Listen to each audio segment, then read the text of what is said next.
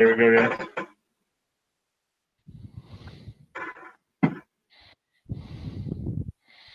Okay, back. All right, part two. Maybe the sound will work this time too.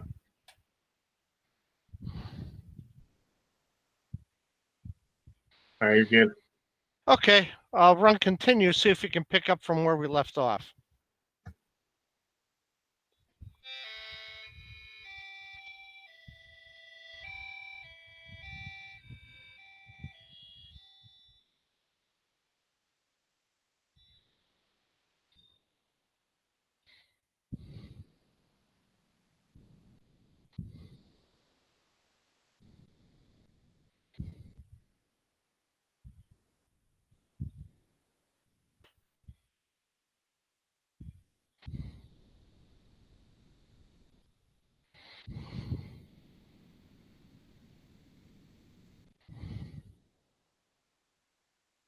Yes, one of these subprograms, you could even type in your name and have it scroll across the screen.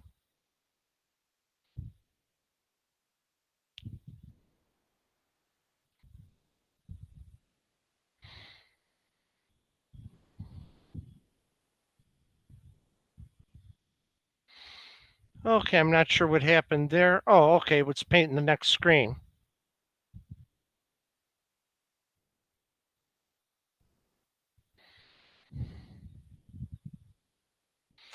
Yeah, if some of these routines are too slow, you can use the Harrison assembler or Barry Traver's graphic comp or something like that to speed up the graphics displays. Yeah, so here's where I said these are line numbered from 20,000 and higher. It's unlikely that you'll have a program numbered that high.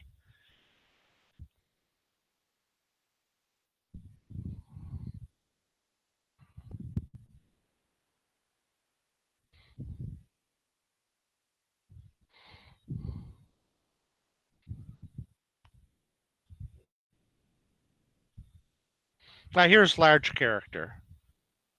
So that's what I used on our meetings. It's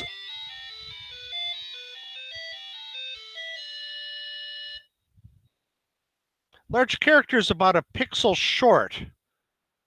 TI title screen is. And this is what piqued my interest on one of the TI Facebook pages. Somebody wanted to do his own font. And I says, oh yeah, I know, I've seen fonts redefined in BASIC or Extended BASIC. And so that was called Russian, and this one's called Mongolian.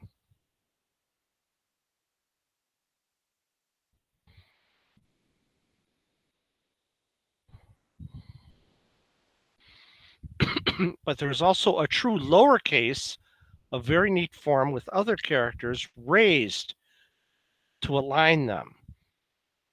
So you see that you've got lowercase that's a true lowercase rather than being a tiny uppercase.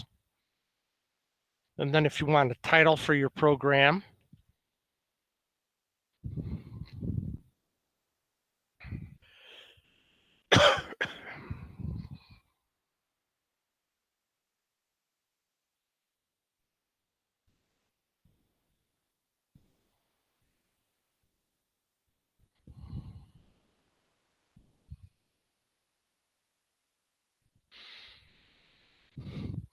yeah, so once I found these discs online, I downloaded and ran them.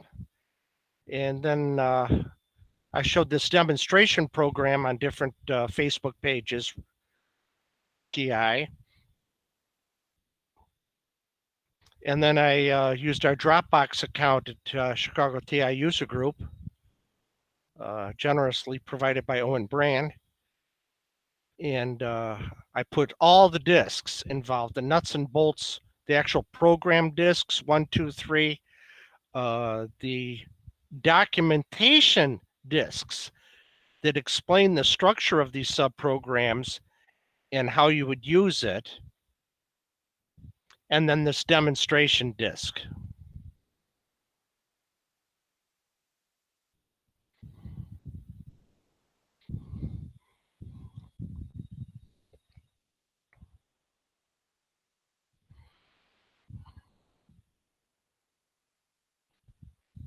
And call scrunch gives you tiny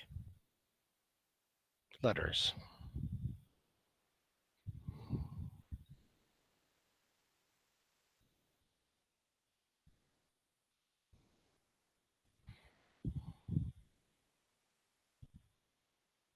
Yeah, how many times have you wished you had this available to figure out where on the screen you were doing stuff?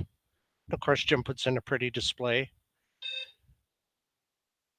All right, kill quit I used on a April Fool program, so people couldn't do a function equal to quit out of the to stop the machine, or do a function for to break.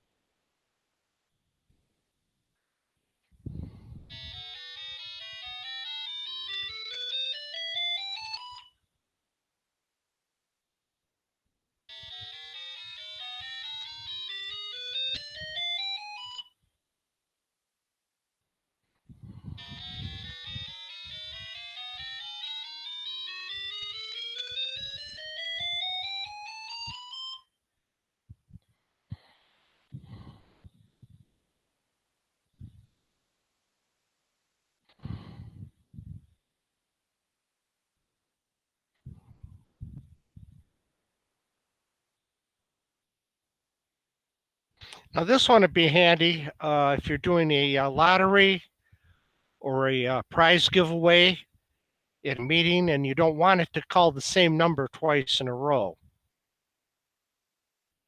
You can always do a randomized routine, but then pure random, as Bruce Harrison always pointed out, will pick any number randomly, and he was always interested in playing with a deck of cards or something like that.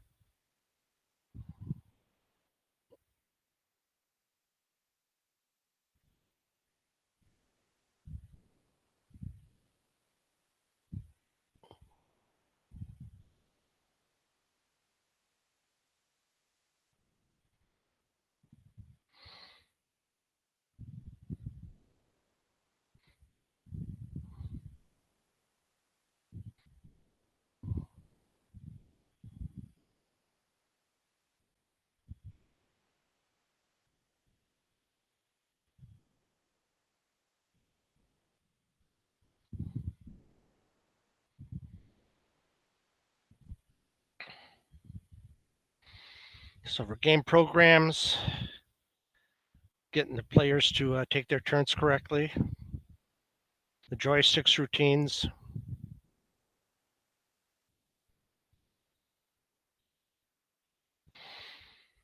Okay, those are only half of the 100 subprograms of the nuts and bolts disk number 1. There's 3 of these disks.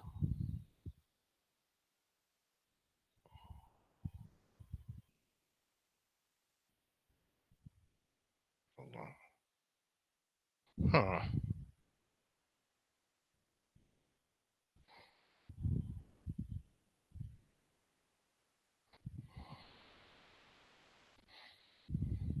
It's loading in the next program right now. That was demo 1.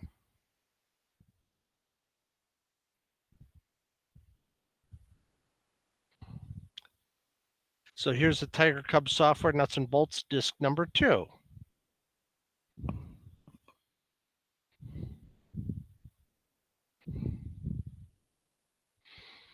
Yeah, it gives the address.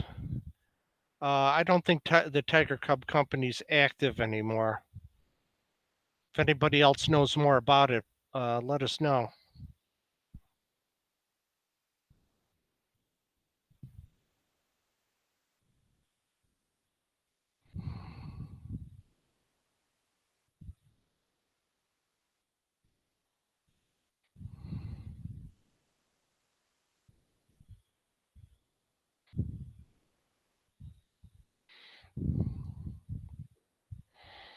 Line number consecutively above 20,700, so you will not overwrite your program.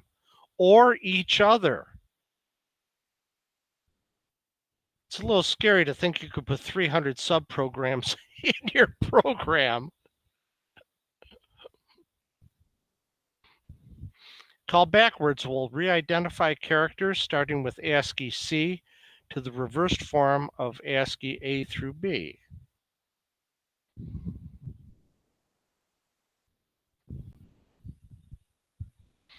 Oh, here we go. Call Greek. So this is another one redoing the letters in a different language.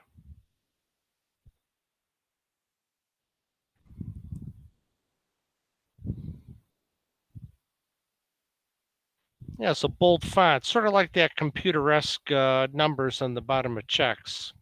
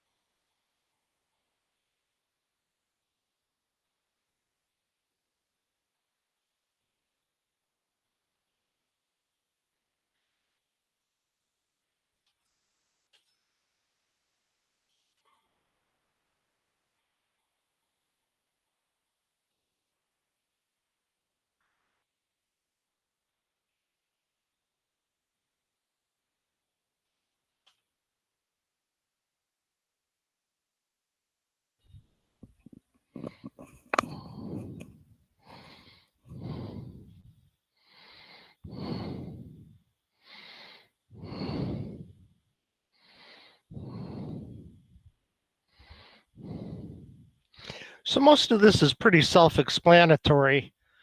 Some of these screens seem to flick by pretty quick where I barely get a chance to read them.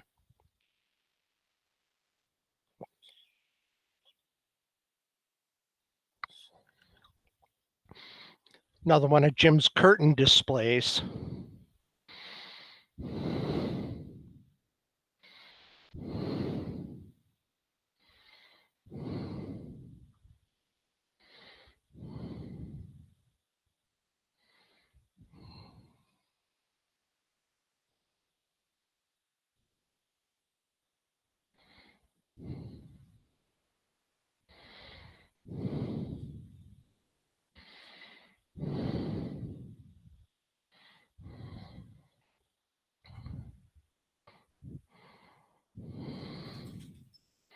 And it's loading the next file.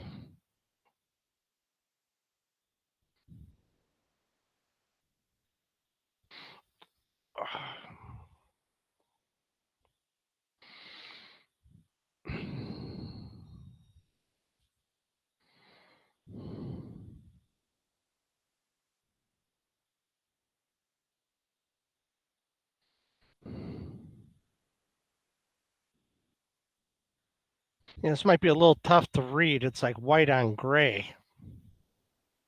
Here's a dark blue on white.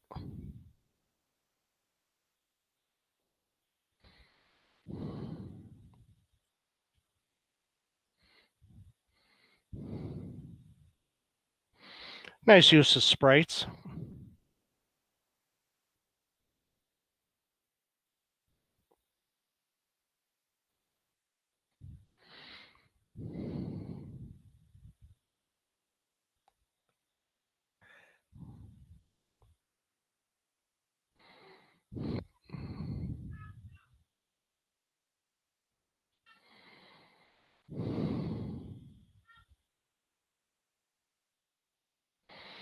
Okay, there you go.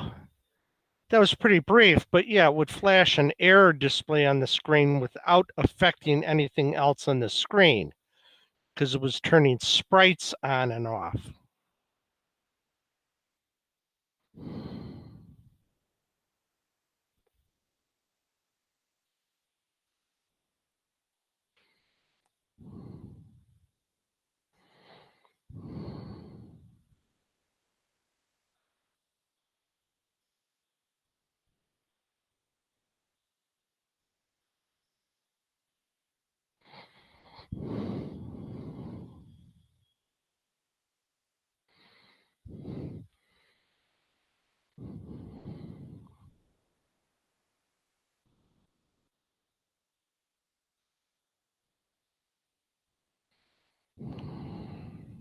This is a demonstration of the right-left subprogram from the Tiger Cub Nuts and Bolts Disc 2. I don't know how legible that was, if there's some latency involved in the video capture device. So I'll read some of this out loud.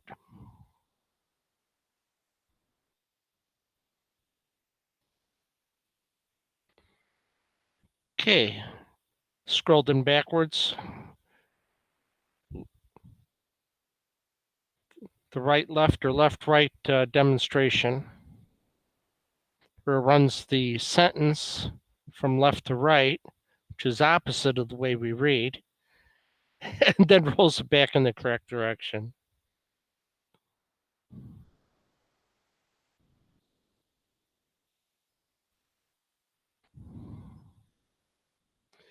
This is a demo of the teletype subprogram.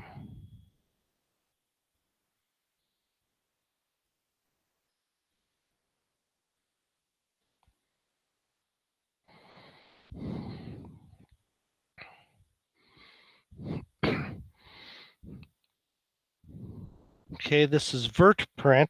The prints multiple lines vertically from left to right.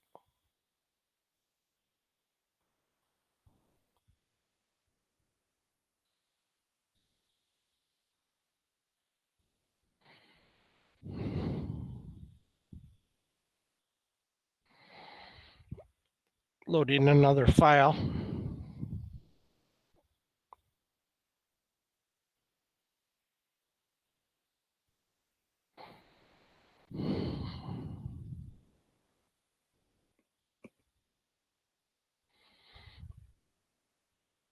Yes, there is another program coming up. Disk drive lights blinking.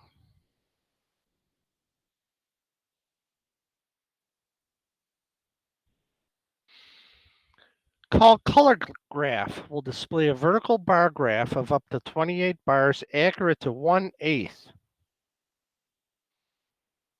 Yeah, that's another one where I barely get done reading it and it blinks off the screen.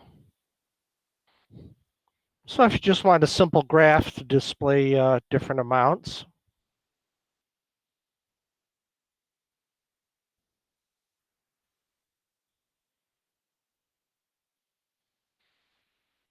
call graph will display a colored horizontal bar graph of up to 18 values accurate to 1/8 of a print space with labels.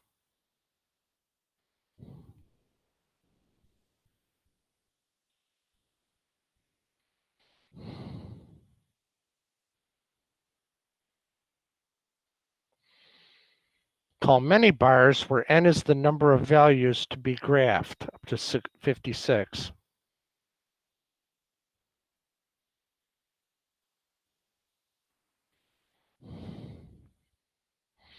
You could use this to plot out like income versus expenses.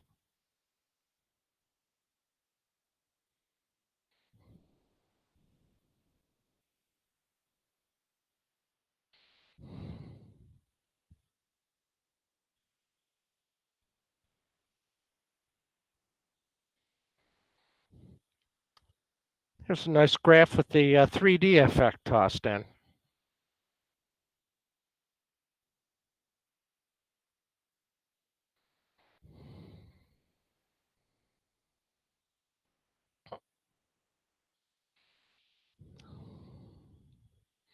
And the trigraph shows if the value is raising or lowering from each bar to the next.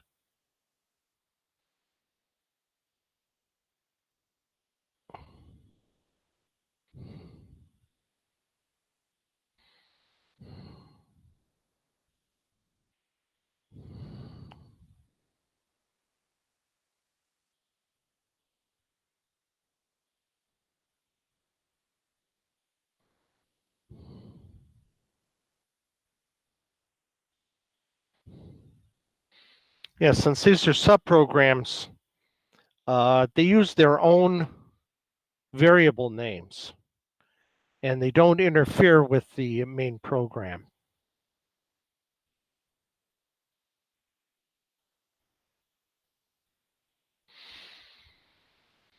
Called binary decimal, convert a binary number to decimal.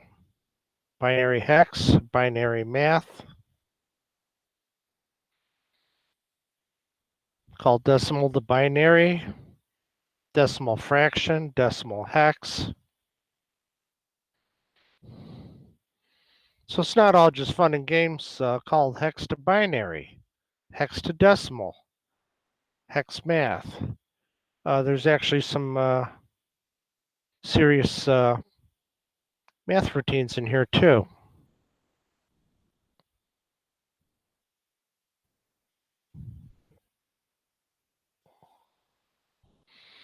And that's only 44 of the 108 subprograms on disk number 2.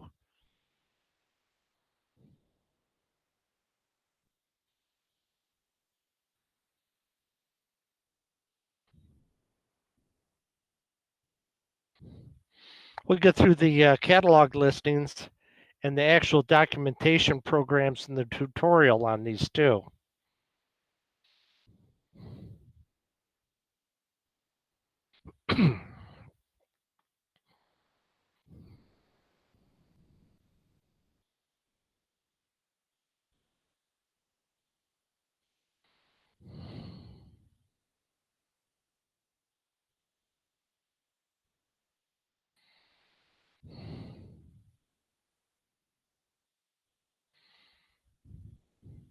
That's a nice font.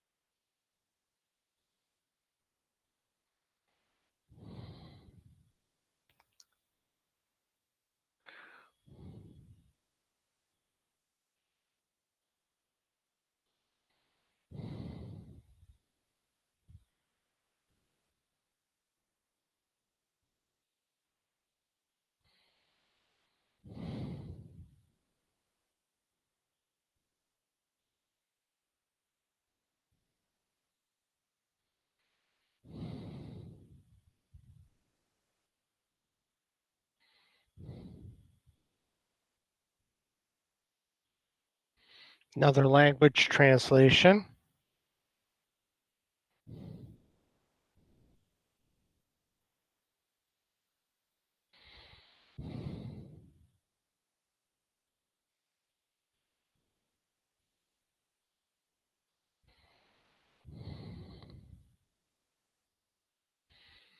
Tiger Cub Library also had, I think, pretty much a full run of Don Chirac's foreign language education discs.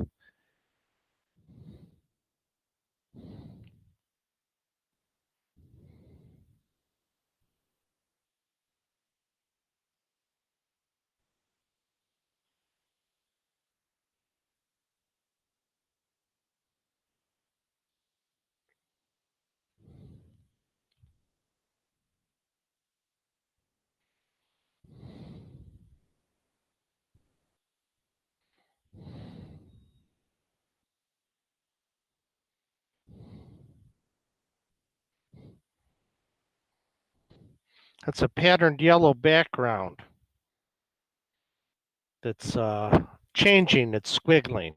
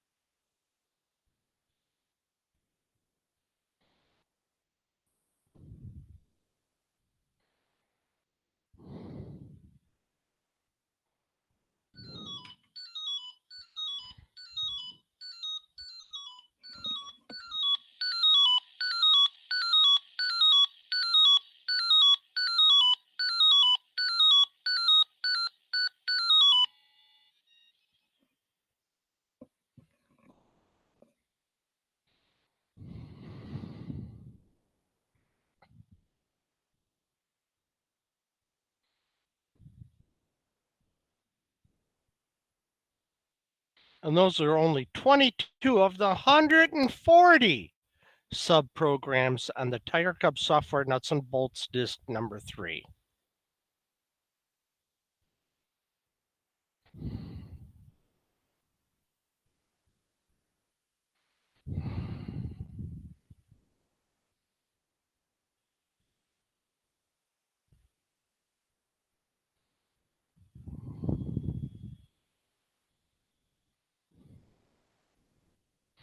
Okay, and then the load program loops around.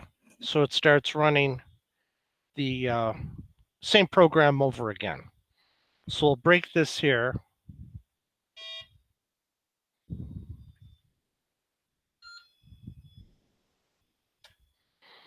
Okay, I hope you like that. It shows you a lot of the different sub-programs that are available. And I'll go through the motions here of loading up another disk.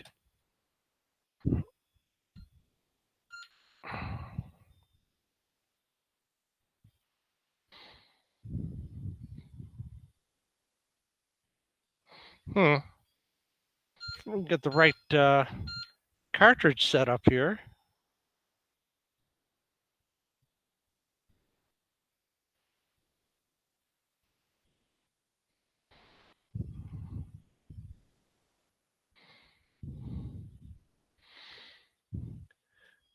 Okay, so this disk is all the sub-programs that are listed on it. There's like 150 here, and you can see here they're in alphabetical order. They're not very big in DV163 merge format.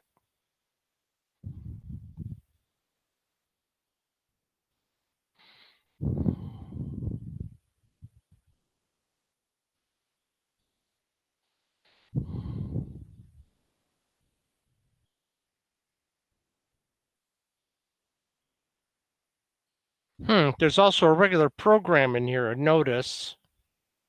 I'll have to run that and see what it is. Here's the one I was looking for. It was the tutorial.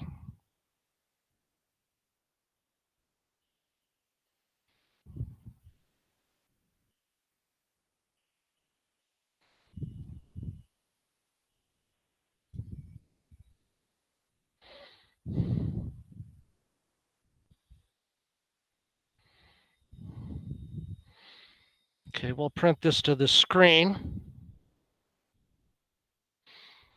There's this documentation that tells you what the subprograms are.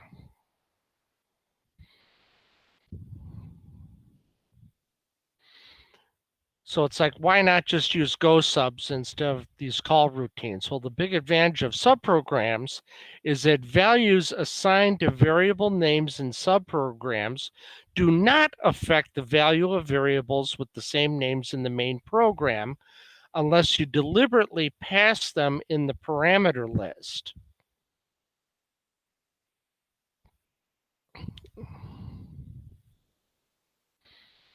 Just a few rules. You must put all your subprograms after your main program because nothing can have a higher line number than a subprogram except another subprogram or a rem or an end.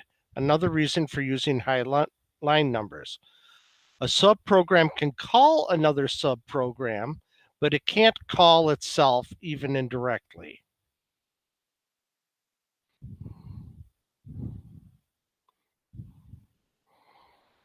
All right.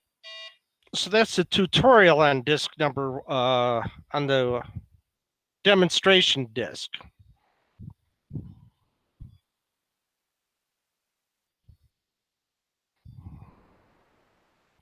Let's see what that notice is.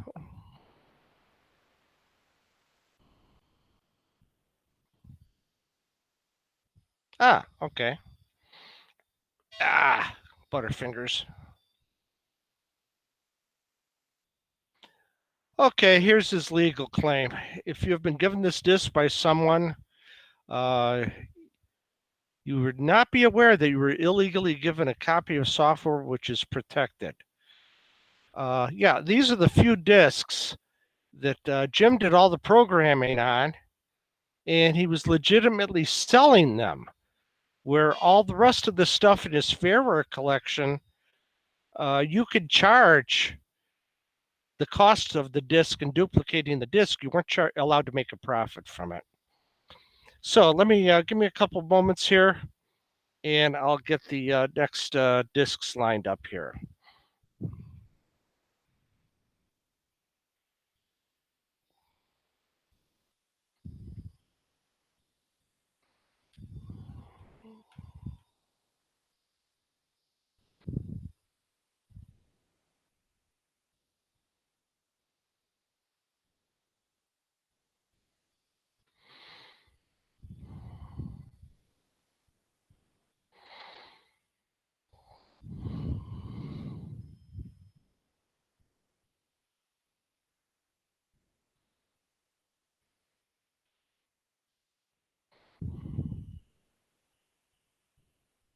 Okay, so there's the documentation here.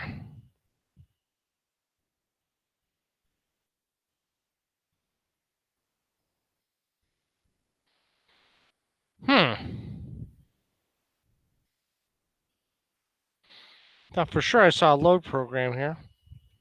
Okay.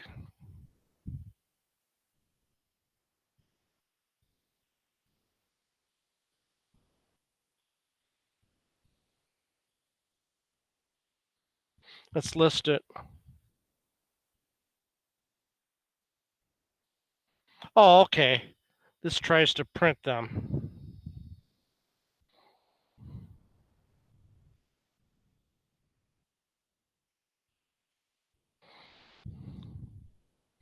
Okay. For convenience here, we're going to change operating systems. We're going to go from RXP to boot. Boot has the advantage of it shows on 3 different pages a graphical display of the programs you have, which can be put into like sections 4 through 9. So if I do like a function 5 here, I could do like program.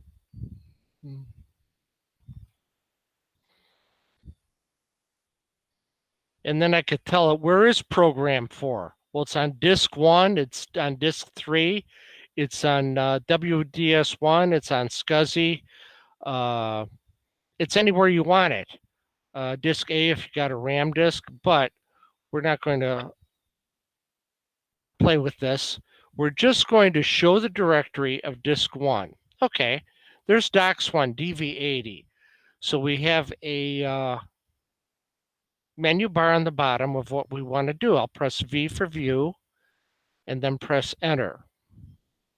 Okay, this is the one thing that RxP doesn't have is a DV80 reader. So that's why I had to go to boot.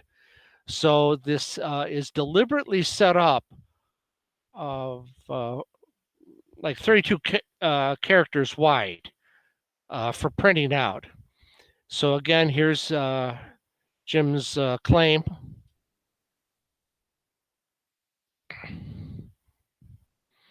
But he says, if you've bought this disk, you can use these subprograms without limit and how to use them. So we've seen all this stuff before. A nuts and bolts #1 disk is also available. And so starting off with the subprograms is character sets. So the subprograms, heavy character, Greek, small number, script, script 2. And on the first nuts and bolts disk, character face, large character, lowercase slant. He lists all those. We're just going to briefly go through this. Okay, here's the subprogram backwards, and it shows the format of how you use this subprogram. You do call backward ABC. We'll re-identify characters starting with ASCII C to the reversed form of ASCII A through B. Example, 100 call clear, 110 for characters 33 to 126. Print character, string character, next character, call backward, and then go to. All right, then in big letter. So these docs all have the statements in them in the alphabetical order of how to use the subprograms. So that was characters. Now we're into script. Script 2, sideways, small numbers, stencil, tall characters. Okay, we're going to quit this. I'm not going to run you through absolutely every one of these. I'm going to load in another disk.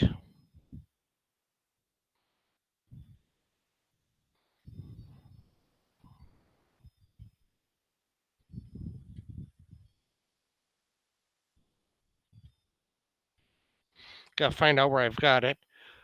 Okay.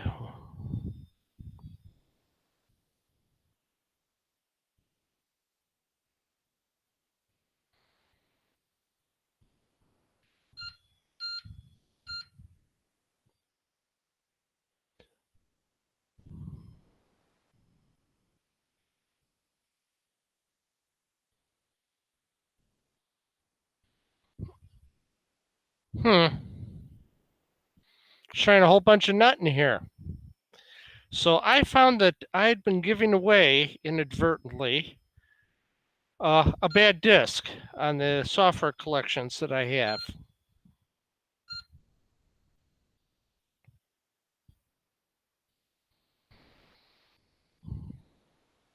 So I'll load a disk manager. Oh, wait.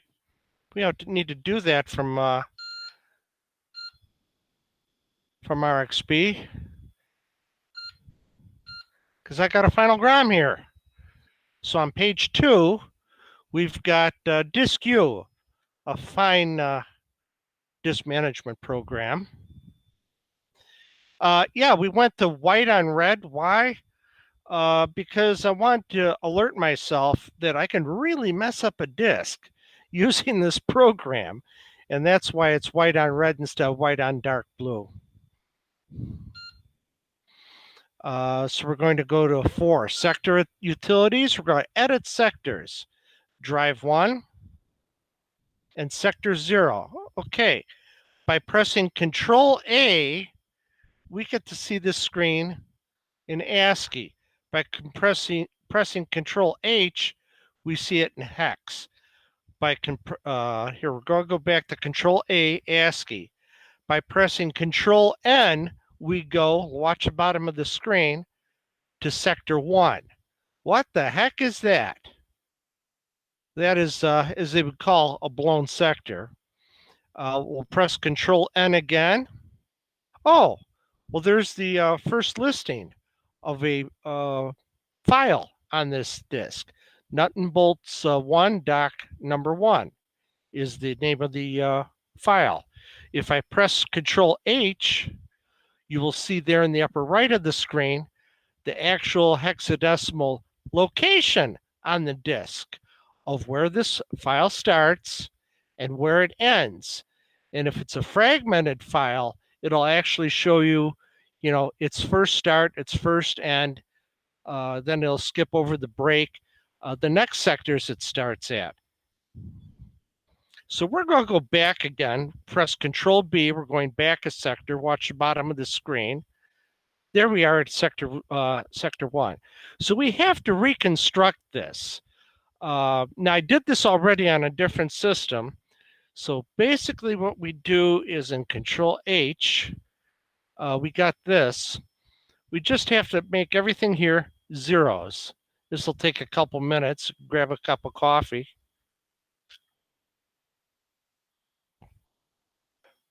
Yeah, I could probably do something like a copy and paste a blank sector with no data from the end of the disk where there's nothing on it and it's all zeros.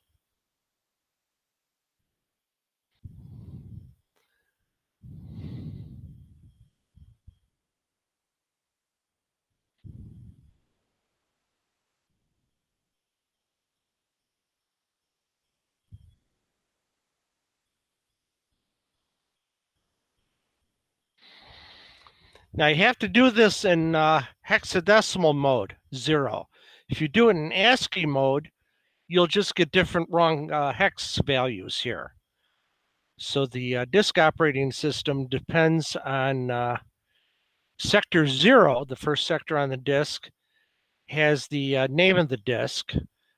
This one, sector 1, has all the information of where the different files, of the names of all the different files on the disk, and where it's like a table of contents, and what sector those names are located on.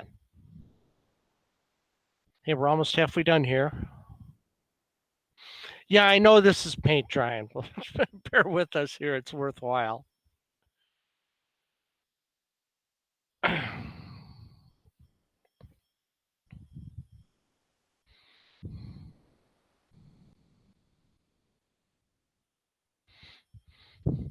So when you first format a disk, this sector would be blank like this. It'd be all filled with zeros.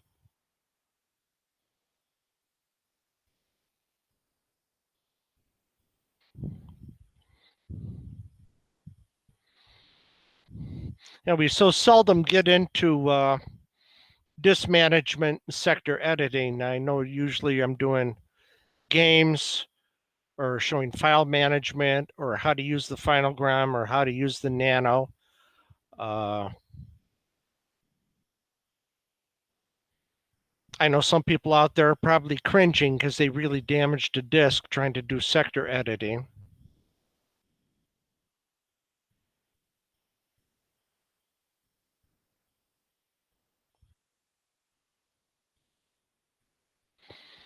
Hey, we're almost there. Back from getting your sandwich and cup of coffee? Good. Welcome back to the meeting.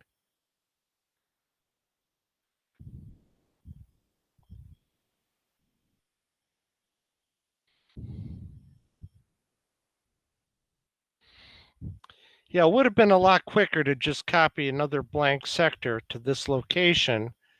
But I've tried to do that before, and I usually wind up copying it to some place where I don't want it to be, and it steps on data, and then I've, pretty much wiped that out. So this I know I'm on sector 1. Okay, we're almost there. There we are. And the cursor starts up at the beginning. Now we press Control and W to write it back. Now see, it says drive 1, sector, sector 1. So press enter. Yes, I want to go to drive 1. I want it to write this to sector 1. You can tell it to write it to any sector. So you can load sectors and copy them to other locations. There, okay. Now we'll press Control and N for next, and Control and B for back. And we see, okay, the data is still there. We'll go to ASCII now. Hang on.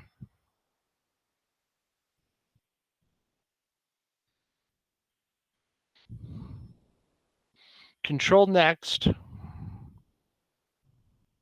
There's Control ASCII. All right. We're going to do Control next. Okay, nuts and bolts NB1 doc/1. Notice we're at sector number 2. So I wrote that down. NB1 doc 1 was sector 2. NB1 doc 2 was sector 3. NB1 doc 3 is sector 4. Doc 4. Print all is at sector 6. At symbol data is at sector 7. Load is at sector 8. And after that, there's no more data. Those are the only programs on this disk. So we'll go back here to sector 1.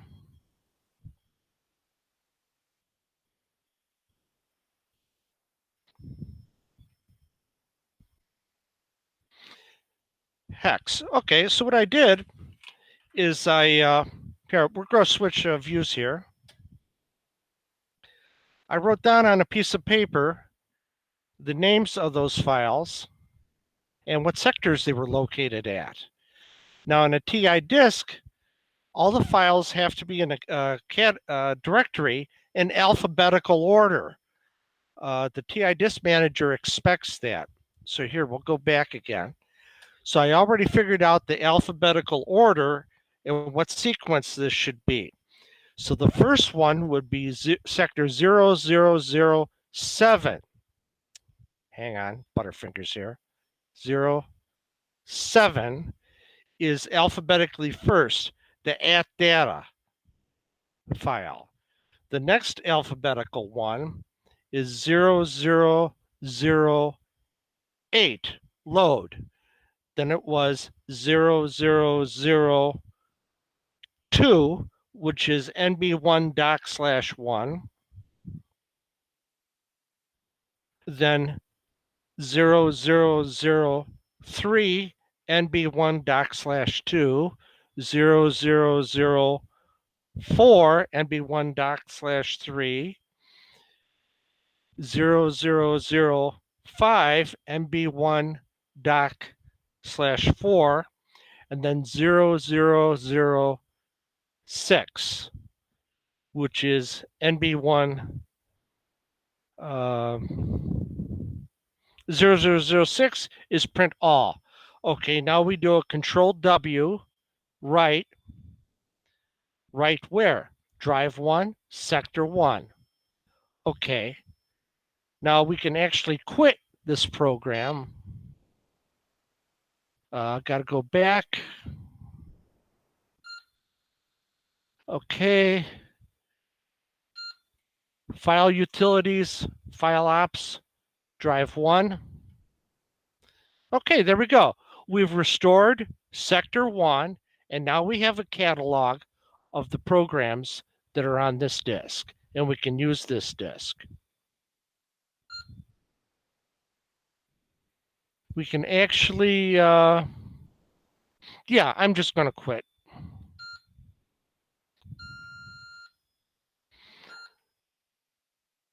Okay, we're still in disk U. Reset the Finalgram. Go to Finalgram.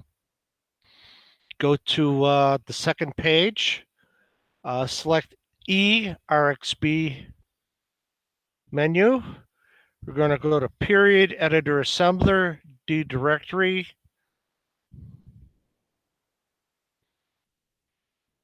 Disk 1. And it works fine.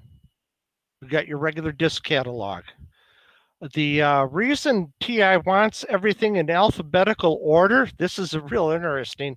It's almost like the old Sherlock Holmes game, the old search program, to where you have to guess a number between two values, like 1 and 100.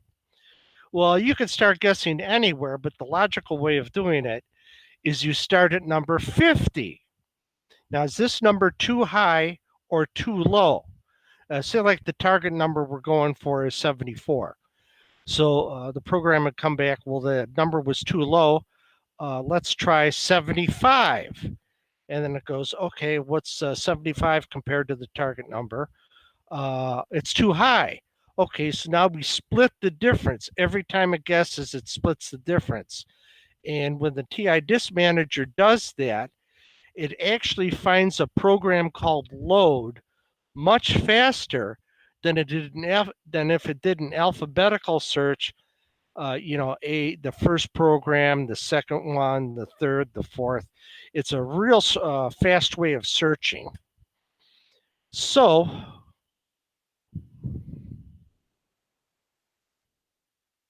we'll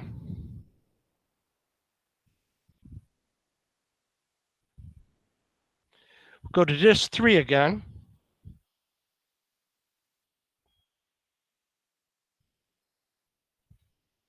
I really didn't want Archiver, but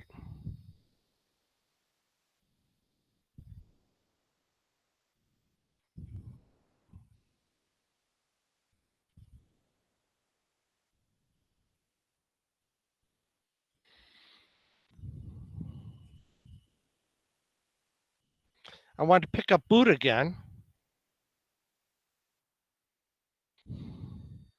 Okay, show the directory of disk 1. And this is all I wanted to do. All I wanted to do was read this DV80 file of nuts and bolts disk 1, doc number 1. So we're going to press V for view and then press enter. And there we go. So fortunately, I was able to fix it. Unfortunately, all my previous discs I've given away at the fairs has had this bad disk nuts and bolts 1 doc 1 with the blown directory in it. So I would recommend that everybody download the corrected version that I'll post on the Chicago User Group website, or Facebook page, I mean, and replace the old one with this new one.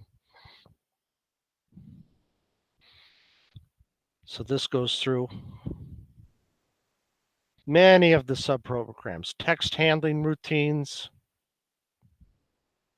crawl, fade in, flash, a formatter, make the text jiggle to attract your attention to a certain word, the mirror. So a lot of these we've seen, about a third of these we've seen in the demonstration. That's the end of file.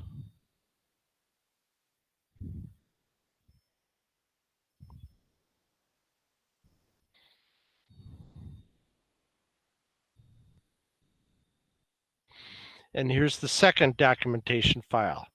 So you'll probably want to go through these at your leisure. Type of fonts, the big character 1, 2, character face, character set, inverse, large character that we use on the meetings, the Mongolian.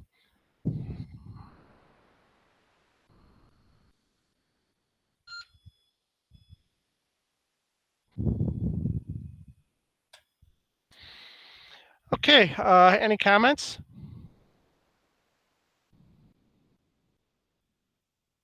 Hal, John, James?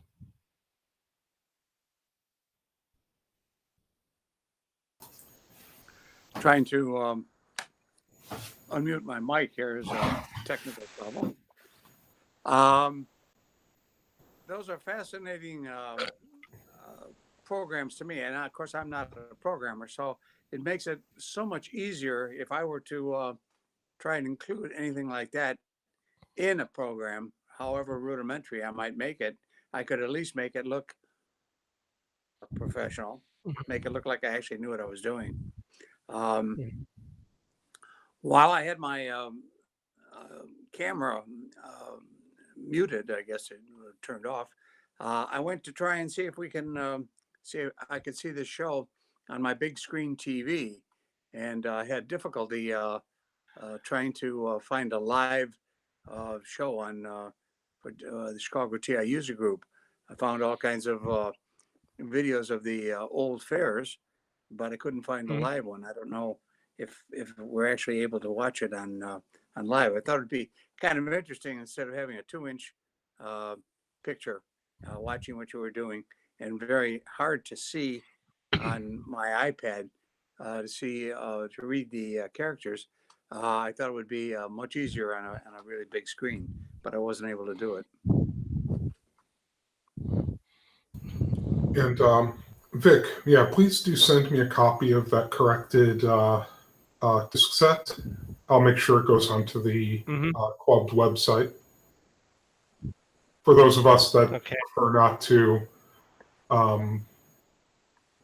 have to deal with Facebook. Oh, sure. Sure. Yeah, it was a, it's very rare I'm able to fix a disc like that. So I thought I would include that of the procedure I did on how to repair it.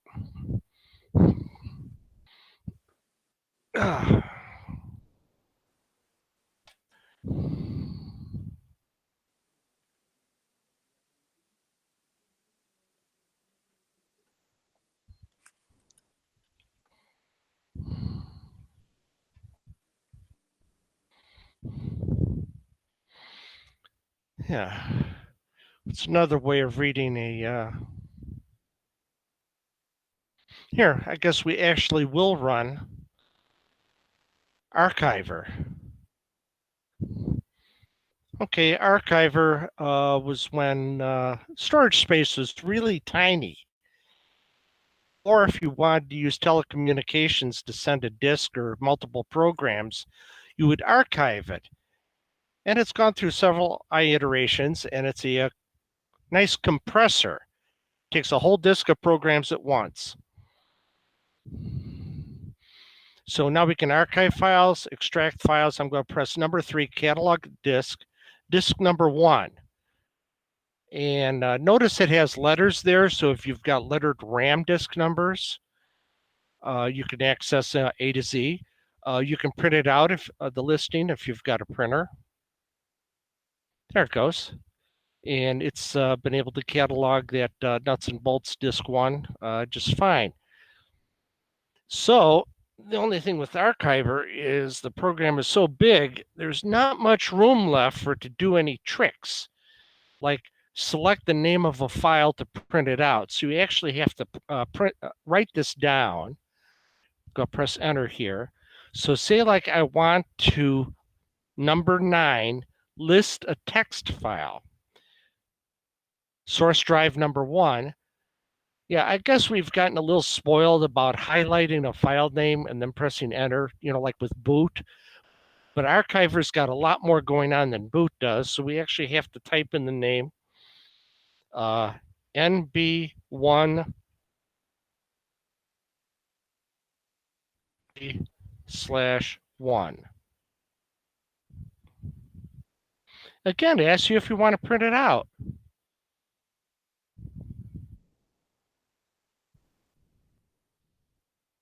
And it will print it out and just keep scrolling unless you press the space bar to pause it.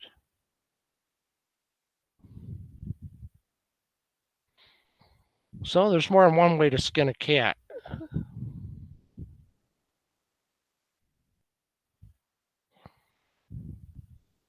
I'm stopping it from time to time.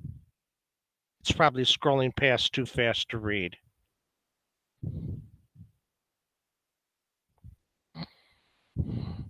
Press function 9, back. Well,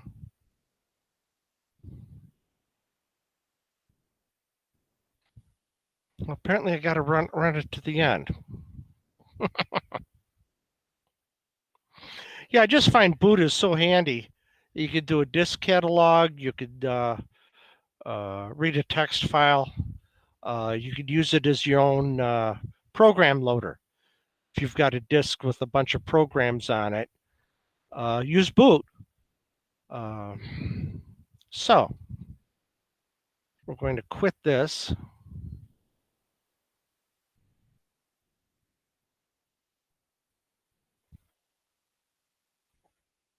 Call EA directory disk 3.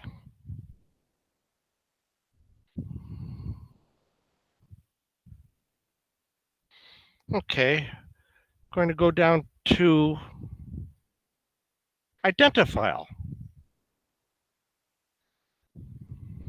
So identifile is nice if you've got a disk of programs and you don't know quite what they are. This will give you a fighting chance.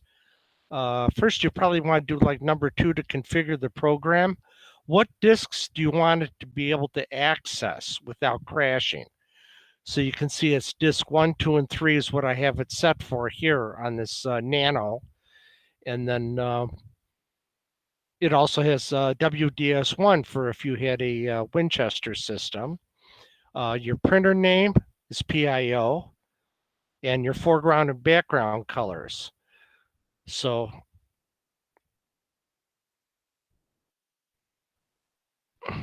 we're going to catalog a disk. Let's catalog disk 1. There you go. Okay, so it shows the data statement.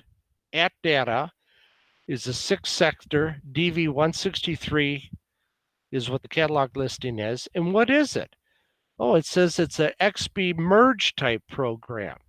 The next on the list, load. 6-sector program file, 560 in length. And it says it's a basic or extended basic program. So identifile is really handy. What used to be neat with identifile is it would automatically go to 80 column with the old TI image maker. And it did that so smoothly, I never noticed it until I ran it on a system that didn't have a TI image maker. And I went like, oh, gee, you know, sort of like that. So we'll catalog another disk. Use the function X to go down one and press enter. Oh, now it's going to try to do 150 things here. Okay, so everything here is an XB merge.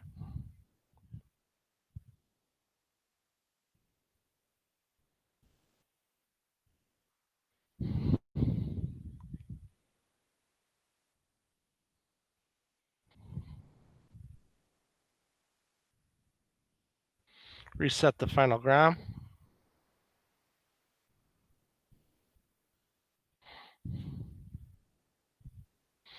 So the final ground, I had a whole bunch of bin files for the cartridge emulator here. Besides what came with it when I purchased it new, one of them is like letter A here, Bittori. Well, who's Bittori? Well, Bittori in like 2015, he uploaded to the net a whole bunch of bin files that were pretty much set up for an emulators. And so I had these for years before I actually got this final ground. So let's look at what B for demo. Oh, and it goes into 3 layers of subdirectories. We'll try C for asteroid. Okay, he's got 3 different bin files that have the name asteroids on it. So we'll just try the first one, like B for. Okay, well, it doesn't look like an asteroid game, but maybe these are suggestions for what you would have for a background in it. It's still loaded.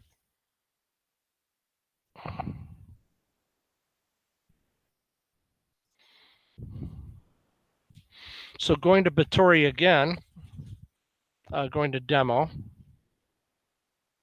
Oh yeah, a whole lot of these were fun. I'm not gonna, let me just go through here.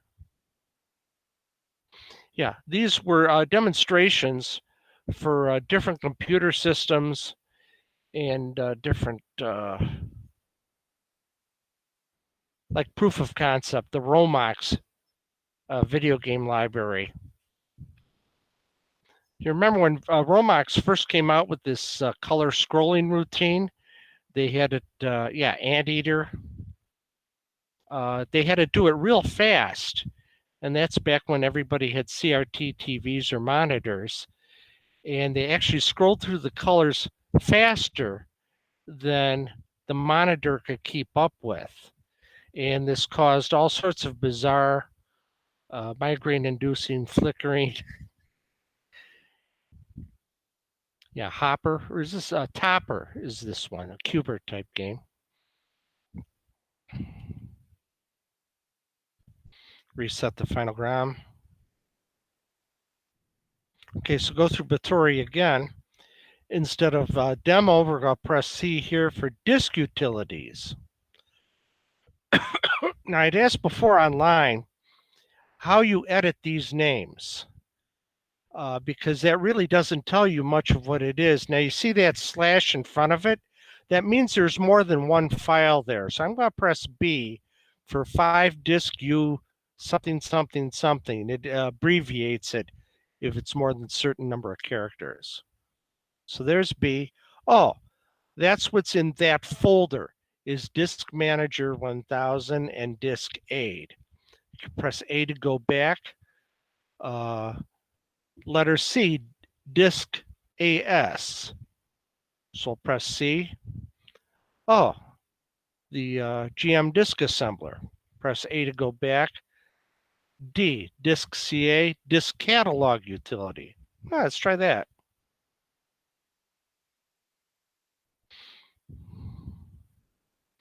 Okay, some of these apparently don't work, but I found if you reset the computer and go back to the title bar screen, you can usually pick it up there. Okay, this one has failed. Again, this is from Batory in 2015, and not every one of these is going to work.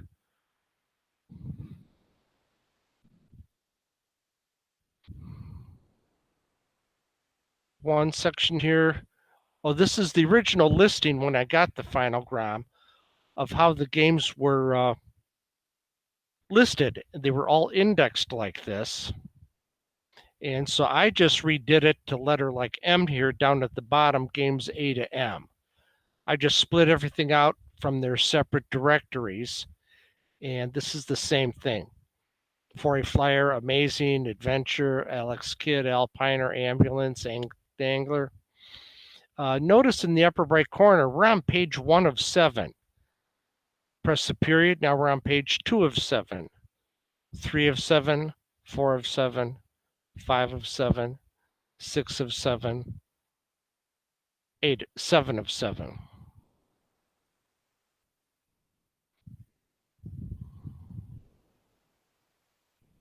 Castle Conquer. Let me go through this.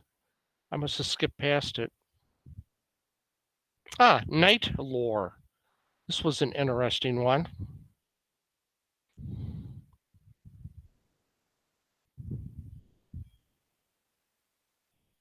I'm going to select the keyboard and start the game.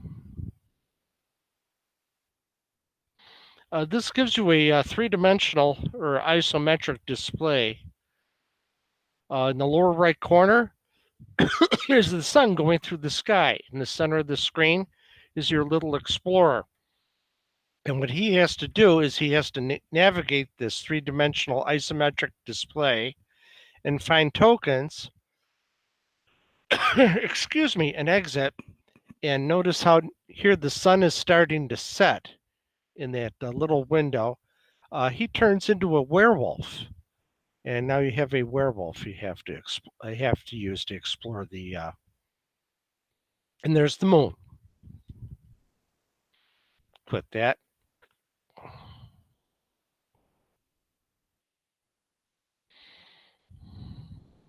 Let's go to O for hacks, centipede, defender, parsec. P for homebrew, astrocube, axle F. That's a theme song to Beverly Hills Cop. F for demo.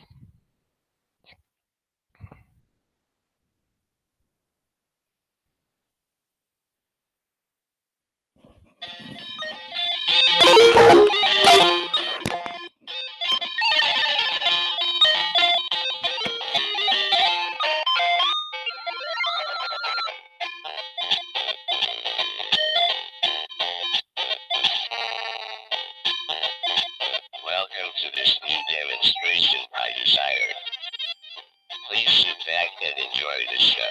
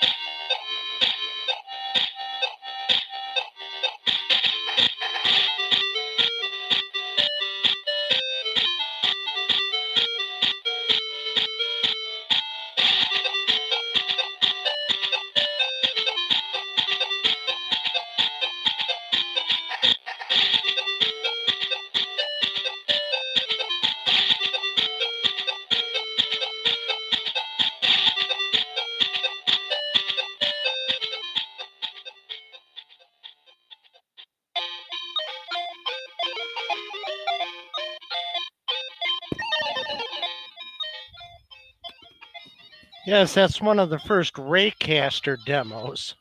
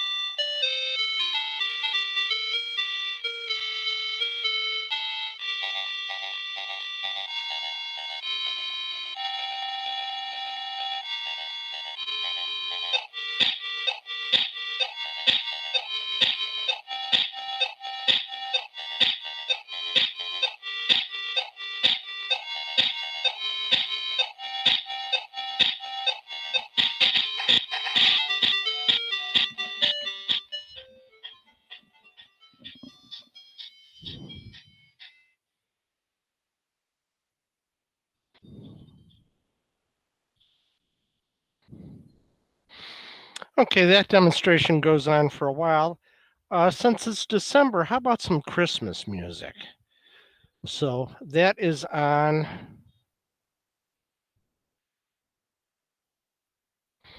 Reset the Finalgram here. Okay, so in BASIC, we'll do a call unmount to remove the virtual disk from drive 1.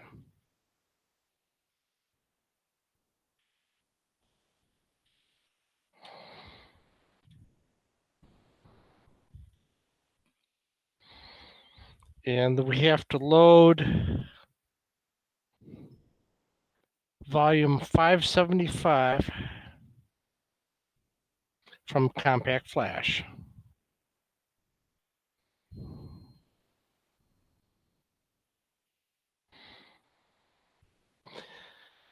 Load up RXB again.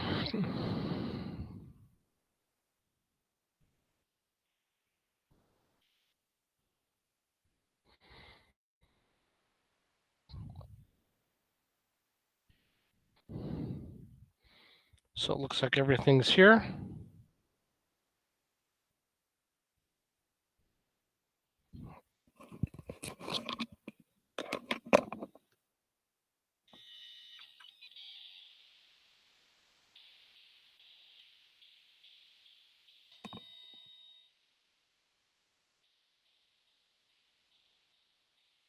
Start off with number 1, Christmas Card by Regina.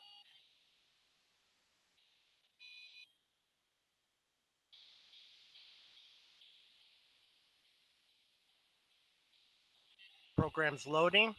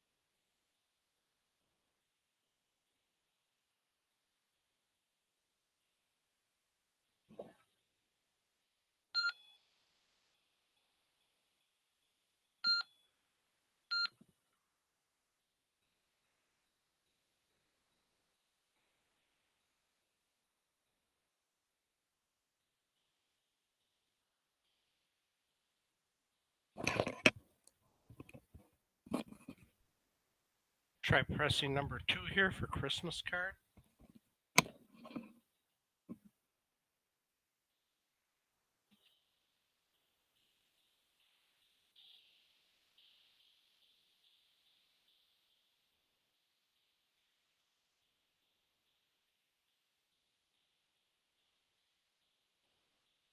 It is running.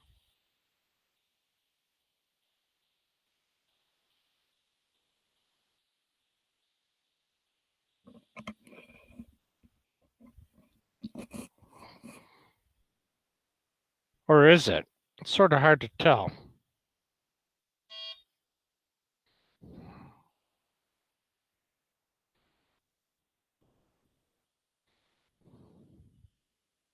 Oh, okay.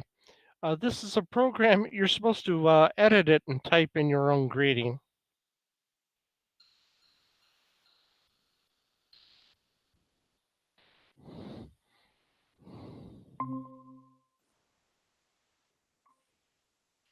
Try number 3.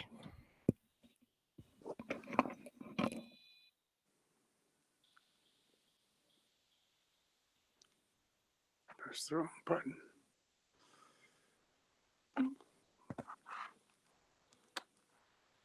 Shit. With the nano here, it's hard to tell if it's initializing or not.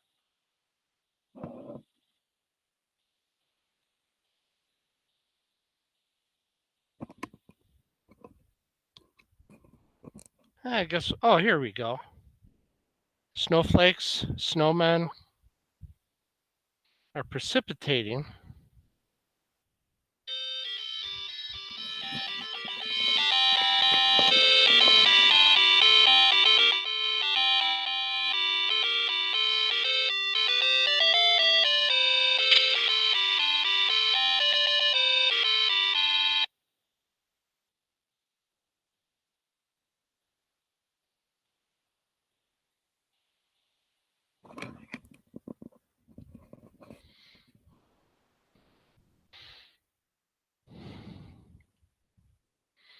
And it looks like the program will run over again.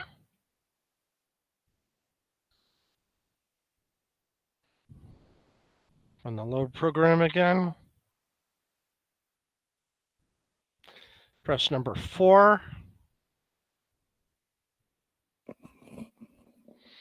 Yeah, there must be like 200 Christmas and holidays oriented programs on the Tiger Cub collection.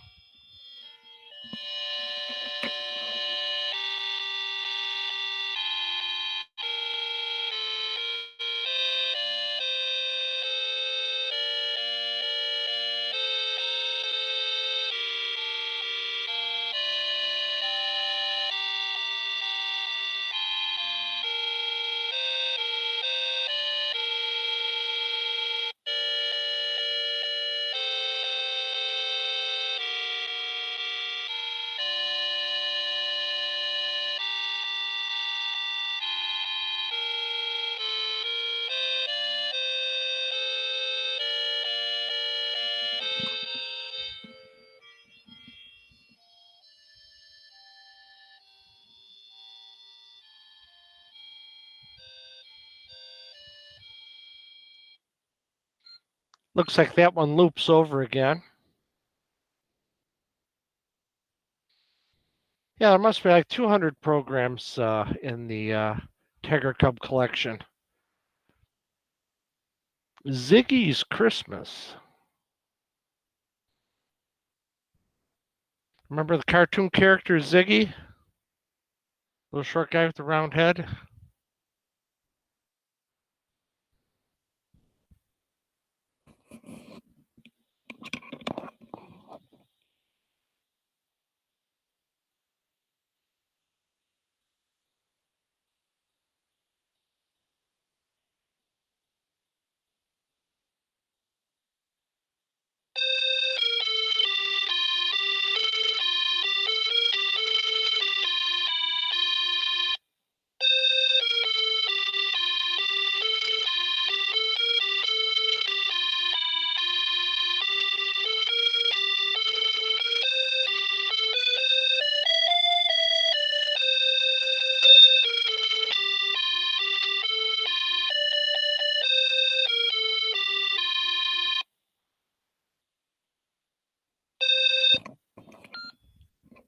It loops over again.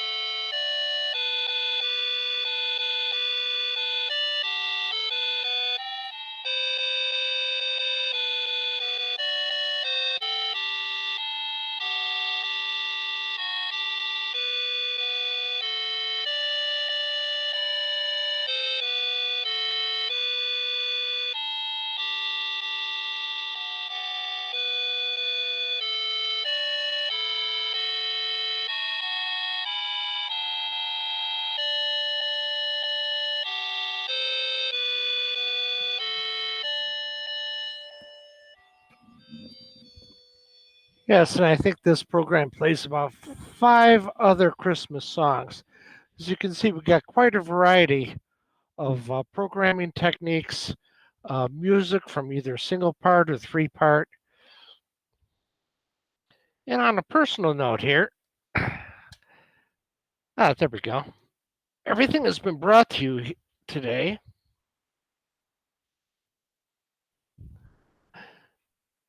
There we go.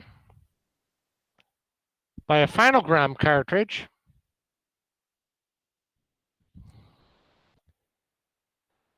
A Nano PEB with one of my 5 compact flash cards, each one that holds about 1,200 floppy disks,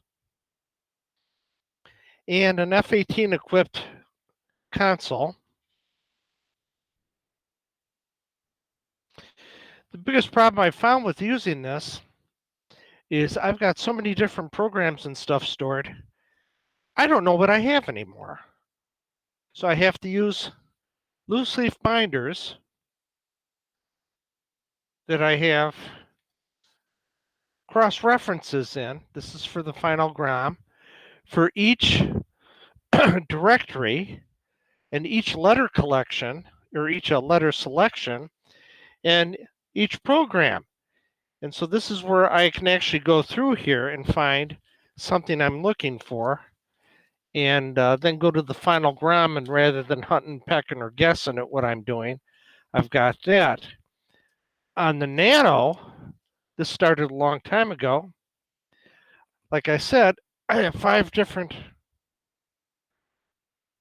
cards, so I've had to have 5 different numbered folder sections in my notebook of each one. And like this one is starting to show the Tiger Cub collection, the actual volume number, what the disk name is, and what the Tiger Cub says that those programs are. And I got 5 different compact flash cards. So it has gotten cumbersome. I've gotten away from having to have a suitcase full of floppy disks to where I've just got these little cards, but then trying to find something can be problematic. And here's a printout of the collection of the original Tiger Cub library, where he's got the name of the number of the disc, the name of it, and then he carefully lists the programs and who wrote that program. Jim was pretty scrupulous about that's a fairware collection, and on most of his discs, he said if there's something here and it's yours and you don't want it to be sold on the fairware basis, let me know. I'll take it off the disc. And he always included mailing addresses where he could, to try to include where people could send their money. Let me reset this.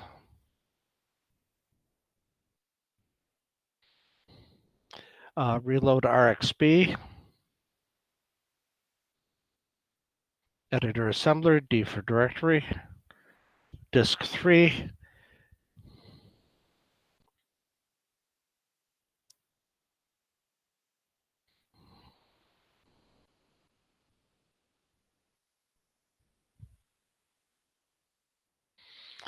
And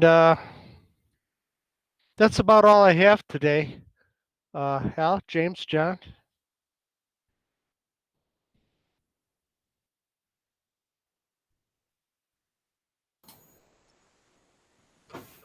Thanks, Vic. Just a note, I guess Michael Mickelson had commented that he's in the process of selling off equipment from the Windy City 99 Club of Chicago.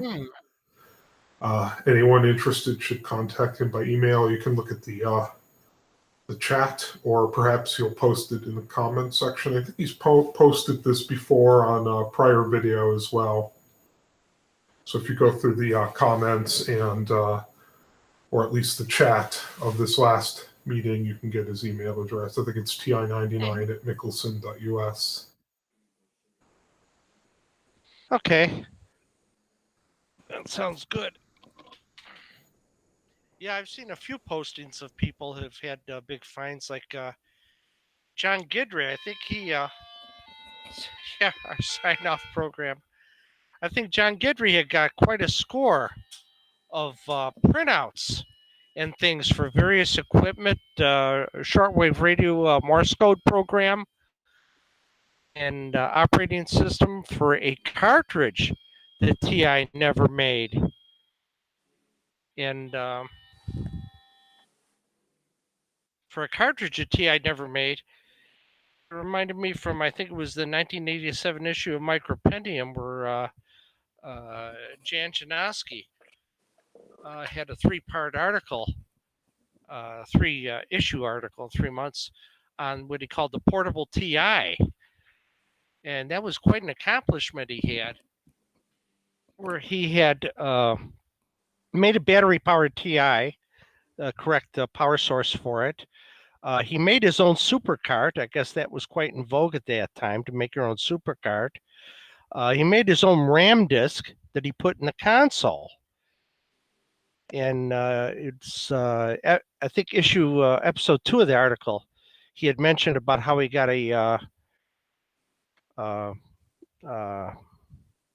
Hamsoft module from Cantronics Mm-hmm. that did all the grunt work of receiving the radio waves and turning it into Morse code. That was quite a thing he had for sale, available at that time. All the paperwork involved in this project, how he did everything, the software, and the sources for the materials. So yeah, it's amazing to see stuff available online. He even ended up selling his entire equipment, entire rig, which he had modified for that. I took the pictures for those articles.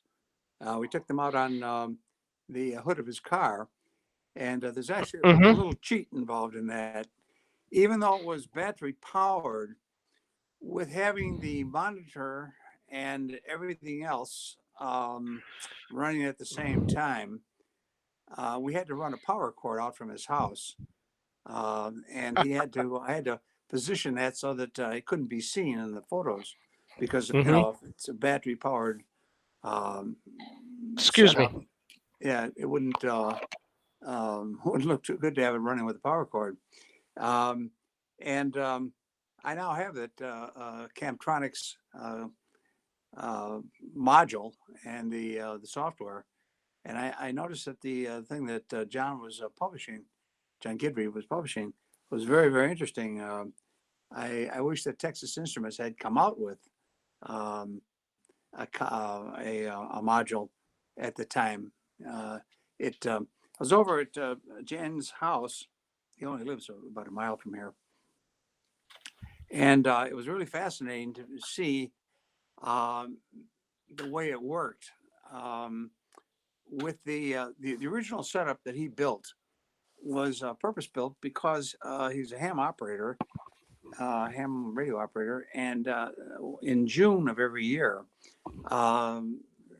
hams go out into the field and have what's called field day, and the idea is to sort of disaster preparedness in case the electric grid should ever go down, be able to show that ham radio can still work on other sources of power, either batteries or generators or solar power or things of that nature. So there's a 2-day, 21 hour, actually 21 hours out of 24 hours that you're able to operate. And the idea is to reach as many other hams all around the country, all around the world for that matter, depending upon the frequency, to show that you can still be available during an emergency. It's a very good preparation. It's a contest, of course. It's sponsored by the American Radio Relay League. And then they published the results in QST magazine a couple months later. But at any rate, this particular system that he was using, this Camtronic system, yeah, there's the article. Never got the photo credits out. At any rate, the system would interpret a Morse code, international Morse code. There's a difference between Morse code and international Morse code, but it would take the international Morse code and then turn it into letters, and it would be on the upper half of the screen. The incoming would be on the upper half of the screen, and then you could begin to type on your TI, answering it, what you were seeing on the upper half, and it would hold on to it then until you press enter, I guess, and then that would send it out. It would key your transmitter and would send it out as code, as International Morse code. It was for those people who were, I guess, too lazy to learn to send a code with a key or a bug. You could then still be on a CW, it's called continuous wave, and be able to send it out at whatever speed you wanted. So if you could type at 60 words a minute, you could send it out immediately, or you could type at 20 words a minute, have it scroll up on the screen, and then press the key and would go out at whatever speed you wanted. It would go out at 60 words a minute. And it was a very interesting system, and I was very envious. At that time, by the time I saw it, they'd apparently stopped producing them. The company had no longer producing the hardware, and the result was that it was no longer available. And no one in those days was willing to sell whatever they had. It was highly prized, and still is. I imagine it's still in use today.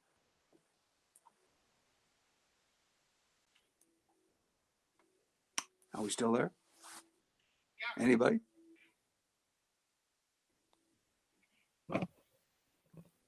Oh yeah, there's the micropendium. Yeah, let me get the page set up here.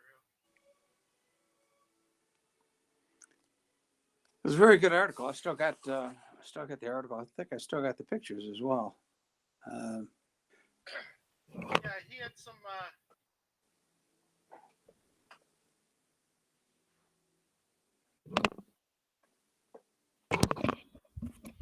My headset back on. Yeah, he had some teething problems with this. It was a matter of developing something that didn't exist before. And here he shows his RAM disk wiring. Here he shows making a 8K supercart. I guess everybody and their brother was making a supercart at that time. They were quite popular. Jen was a motorcycle rider, and he and his wife would take long motorcycle rides.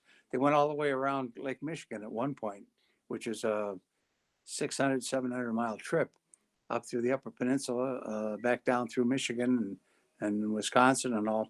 And one of the things that he was hoping to be able to do, I believe, if I remember correctly, was have ham radio on his motorcycle, so that as he was riding around, he could talk to other hams. And I suggested that he mounted his TI system with a small monitor on the handlebars of his motorbike, and see if he couldn't do it that way. Then he could ride with one hand and type with the other hand. And he thought that was a great idea. His wife didn't think it was such a great idea.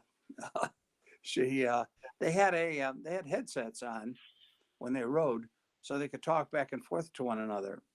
Because it's a little hard to shout. The motorcycle is pretty loud. But he said that before they got the headsets, they would touch their helmets together, and then you could hear through the conduction of the helmet. You could hear the other person speaking. It's kind of an odd system, but and they got the electronic system, and that worked out a lot better for them. They did have a radio system. He had you could listen to a radio on the motorcycle while they're driving along, listen to music or talk stations or whatever. So it wouldn't have been too hard to put a small ham transceiver, a low power transceiver, on a motorcycle, I suppose, and they could have done it that way. Kind of distracting though when you're driving along, and you're in a car. It's bad enough. You got four wheels on the ground. But when you're driving with two wheels, you got to really pay attention to what the heck you're doing. Well, Well, that's before they invented distracted drivers and texting and stuff like that. Yeah, I remember, Vic, when you had a little device on the rear of your motorcycle. Yeah. You could send messages to people, couldn't you? Yeah, it was called an expressor, and it was an 8 character scrolling display. It would scroll from right to left and would spell words out. So you could have entire sentences. You would have some simple graphics they could display.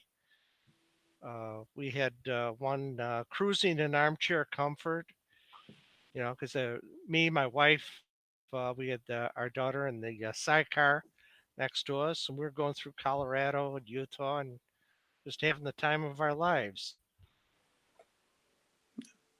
Sounds like it might have been a lot of fun. I Mhm. I rode a motorcycle in Greece.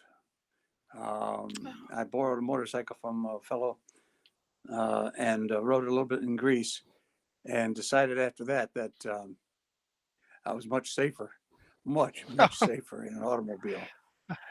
What's the classic one? The motor scooter in Italy, like the the singing nun with the guitar on her back. She's got the motor scooter. She's driving around, and who's that? Frankie Avalon met her.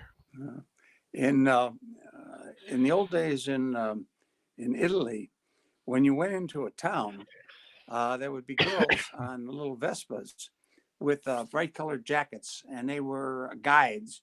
And if you asked them if they saw that you were a tourist, they'd ride up next to you and they'd ask you in about 5 different languages what you were looking for. You tell them what you were looking for, and then they pull in front of you, and they would actually lead you right to where you were going. And it was pretty scary because they would weave through traffic and they expected you to follow them. Oh gosh. It was. I remember pulling into Florence, and it was rush hour traffic, and this girl, very nice young lady, came up next to us and said, "Where do you want to go?" And we said, "Well, we're looking for the youth house." So she said, "Follow me." And away she went, and but she would cross 3 lanes of traffic like that, and at right angles practically, and trying to drive behind her. It nearly cost us our lives a couple of times. Whew. Mhm. I wrote you could rent mopeds in those days in all kinds of places. I rented one on Corfu, and came down a mountain. Now, a moped's only supposed to do 25 miles an hour because you don't have to have a license to ride one. Yeah. They're limited in the size. Well, I came down a mountain, and this thing didn't have very good brakes, and there was a truck ahead of me, and I was coming down pretty damn fast, and I passed this truck on a mountain road, flying down because I couldn't stop. We got to the bottom of the mountain, and I pulled over. I was a little shaky. Truck pulled up next to me, and said, "You're crazy driver." I said, "Well, how fast were you going?" He said, "I was doing, I think it was 80 kilometers an hour down the mountain, which is 50 miles an hour." He said, "I passed him on this moped." And a moped, well, you know what mopeds are, little tiny motorbikes. So I must have been doing about 65 Yeah. on a moped. Motorized bicycle. Yeah, exactly. Well, yeah, even a small bike, like a little mountain bike, a kid's mountain bike, and never did that again. Never did that again. And, never going to do it again. Okay. And nowadays, I can't even ride a bicycle because of the little tumor, But yeah, I lost the sense of balance. But the stuff you do when you're a kid, you don't know any better, and you're, dumb. I knew better anyway. But well, that's about all the TI programming and stuff I've got to show today. I just happen to have another binder full of my collection of micropendium print magazines. So that's where I was able to pull up the portable TI article so quick.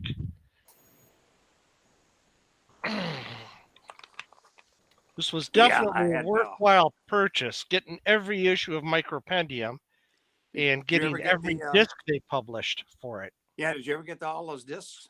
I've got the complete collection too. And Yeah. the only way you can use the discs is if you have the magazine, because there are no docs on most of the programs. So you have to have the Right. magazine in order to know what it is the program will do. Mm-hmm. Yeah. They had a good run with that magazine, and those discs. Discs are invaluable. John and Laura used to come to the fairs. They were there for many years. They had John had a cousin in Chicago, if I recall correctly, that they used to come up and visit and stay with during the time of the fairs. And he would come and he would go to all the seminars that he could and look at all the new products and stuff, and make sure that the products were publicized. And that was one of the functions of the fair. One of the primary functions was to debut new products, new programs, new hardware, and then they would receive the appropriate coverage in the next couple of issues of the magazine, and so that people would save their new products until the fair, and then get the biggest bang for the buck and get the biggest splash. Yeah, actually, in the Micropendium, Jan Janowski said he was going to make a presentation at the fair. Do you remember if he ever did that? Yes, he did. And Jan was our equipment chairman for a while. We used to borrow equipment back in the day. Now we're talking 30 years ago and more. Back in the day, we provided the equipment so that vendors could come in, and then instead of having to lug a P box and a console and everything else, and if they were flying, that was almost impossible. They were driving, Yeah. it was possible, but we would then have all that equipment for rent. And back in the day when we charged for table space, we charged for admission, we charged for rental of equipment, but we provided all of that, and we had to keep it under lock and key because it would walk away otherwise. So at every location that we had, whether it was Rolling Meadows or out at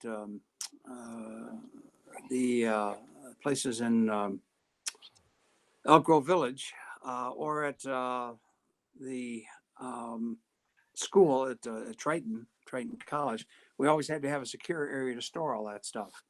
And we never lost anything, fortunately.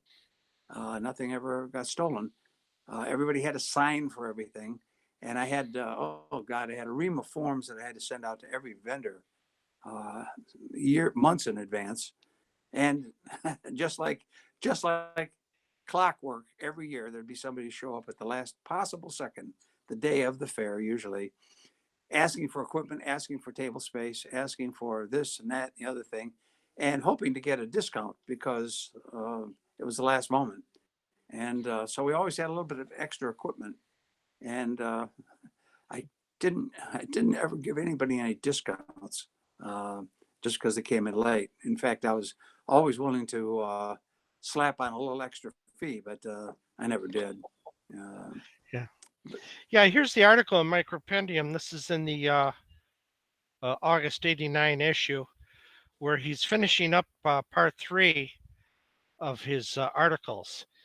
And he says, quote here, at the Chicago TI Users Group Fair, which is held each November, I will be giving a demo of the portable at one of the breakout meetings. And if you want some hands-on access to the portable, feel free to ask to use it. Parenthesis, who knows what it will be in by then, end parenthesis. For more information on the fair, check in the Chicago TI Users Group BBS. If you want a copy of all these articles, along with photostats of the schematics for the power supply, RAM disk, 8-bank supercard, as well as a copy of the making of a portable articles, along with the PROS and beta menu softwares, send a formatted disk in an 8.5 by 11 envelope with return postage to And he has his name and his address in Skokie. Yeah, I believe he still lives over on Keystone in Skokie. And, Oh, really? Yeah. yeah. That's his address here. In fact, I invited him to a couple of the fairs. I know he came to the one that we held at the American Legion Hall, and I haven't seen him since then. But I think he's still there. Well, he's getting some minor publicity on a Facebook page where somebody had talked about using the TI with the Morse code. And what was it? Oh, gosh, how could I forget that? That was John Gidry had spent a pretty penny purchasing someone's estate. And it's an S-load of printouts and data and information on that. And he's endeavoring to scan it all so it will not be lost. Yeah, it's good to keep all that in the community. All that information, all those schematics and everything. Somebody years ago, and I can't remember whom now, I think it might have been Grant Schmalgemeyer, gave me a whole series of huge blow up schematics. And I think, if I'm not mistaken, I think that was all in the stuff that went to Don Walden when he took over the fair after I had done it for a couple of years, and moved it up to Gurnee, and then he disappeared. Went down to Florida, got remarried, got divorced, remarried, fathered some more kids. In fact, he was telling me that he called me up at 3:00 in the morning one time, a couple of years back, told me that he had now had a son who was younger than his grandchildren. So good luck, Don. And I don't know. I don't think I'd be in the mood to be changing diapers at my age. But Oops. Got some latency here on I'm just trying to get set up here. Okay. Programmer Mike Visprakis, who did the MightyWare disk, showed a demonstration of that about a year or so ago. That's the one where it used a China runner program where it displayed graphically icons and windows, and you used the joystick to move a cursor, and you would select what program you wanted. And if it was a text DV80 file, it would list it and stuff like that. Okay, sub underline 12. All right.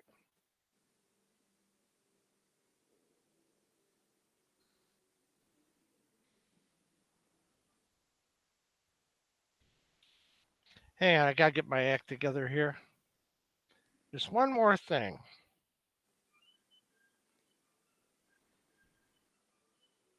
See if you can find.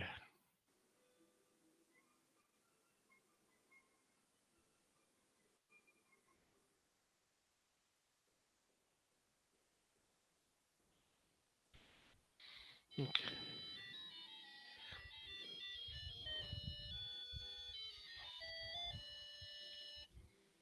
Yeah, it's Mike. We hadn't heard from.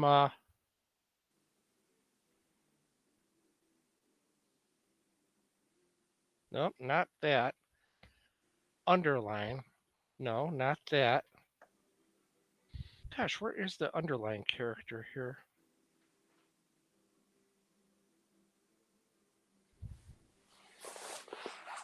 Oh, there's one.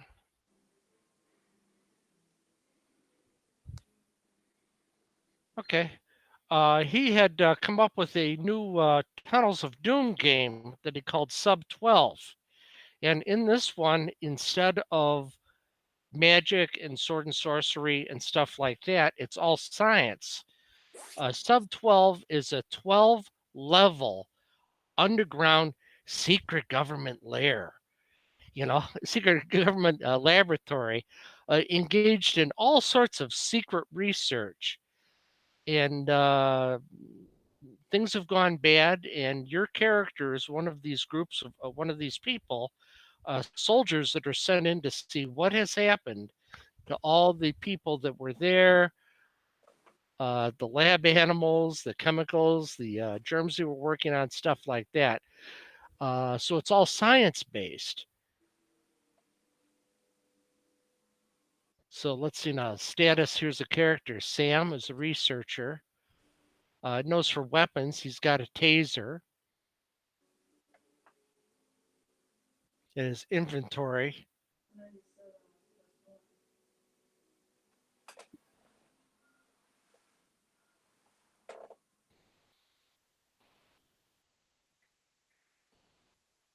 There's here, I'm hitting the keys wrong. There's Sam. He has his equipment, suture bag, suture kit, medical bag. Brett, he's a weapons specialist. He's got a firearm, a knife. He's got an armor, a vest. Then you got Brett, who handles, yeah, that's what he's got. Then you got Dex, who's got a Mossberg and a Glock. So yeah, so you got the like a troubleshooter, a researcher, and a security guard, and it's just let's see what else we got. Oh, okay. Instead of spears, they all have guns, huh? Guns and or a knife. The one researcher, civilian, she has the taser that you magic picked up. So let's see now. You've got a card that resets the nuclear device that's in the basement. You've only got so many turns to turn that darn thing off before it goes off. If you remember the old Andromeda Strain movie, that was a big part of it. The VIP and X card, those are key cards for getting to different areas. So yeah, so Mike has done a excellent job. There's no monsters here, but he's done an excellent job of redoing the Tunnels of Doom program into a more modern configuration and a new game. And that's about all I got for today. If anybody has any suggestions, things, other items they would like to see, other demonstrations they would like done, or if anybody wants floppy disks of the actual programs that have been demonstrated here, I will personally hand deliver a 5 1/4 inch floppy disk of the software you saw demonstrated today anywhere in the world for $1 million. And if you want 2 floppy disks, you get the second one of equal value for half price of only $1.5 million total. So far nobody's taken such a deal. Yeah, nobody's taken me up on these You're supposed to offers say, but yet. wait, there's more.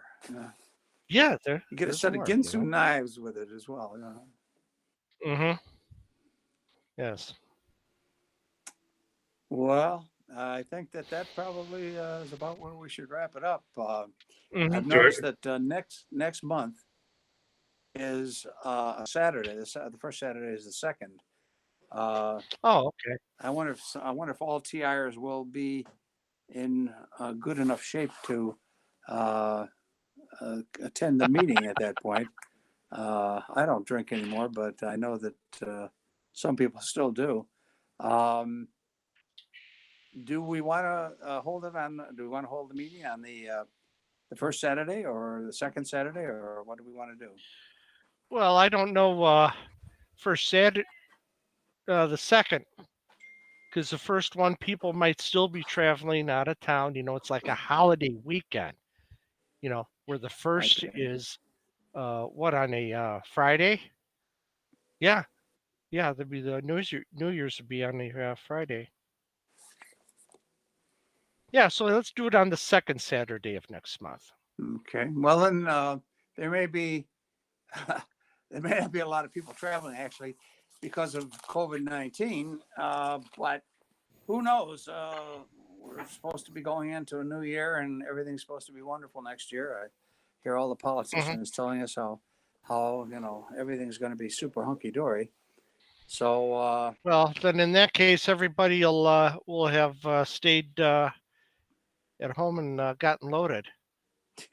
well, let's just hope that everybody makes it through to next year safely, and Yes. and keeps healthy, because God knows this is a terrible year for.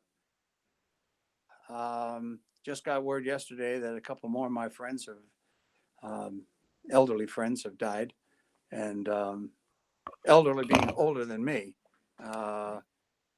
Anybody younger than me is a kid, but older than me are elderly, and I hope that hope everybody stays safe. And if I don't get a chance to, I'd like to wish everybody in the user group and everybody at home a Merry Christmas, a Happy New Year, whatever you celebrate. And I'm not Don Jones, so I won't go into the list of 15 different holidays and celebrations and all. So, but let's all try and be back here again next year. That's good. Merry Christmas. Yeah. Holidays to all. Merry Christmas. Yeah. I actually managed to get a Christmas songs disc out. We got about 50 or 60 of them. It's amazing the amount of programs people have done and animations and the Woodstock Christmas card and all sorts of fun stuff. Let's just say bye-bye.